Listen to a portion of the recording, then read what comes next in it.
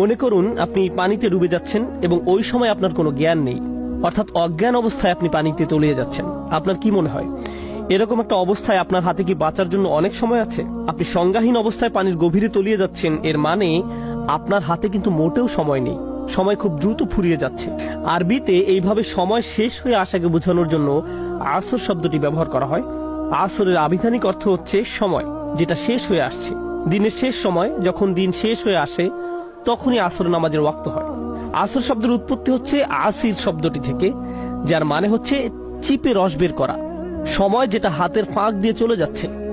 আমরা ভেজা কাপড় শুকাতে দেওয়ার আগে 2 হাত দিয়ে মুচড়িয়ে যেভাবে পানি বের করি, আসর শব্দটি এ ধরনের অর্থ বোঝাতেই ব্যবহার করা হয়। তার মানে এখানে আল্লাহ এমন একটা মুহূর্তের কথা বর্ণনা করেছেন যখন আপনি সংজ্ঞাহীন অবস্থায় পানিতে ডুবে যাচ্ছেন এবং আপনার সময় শেষ হয়ে আসছে।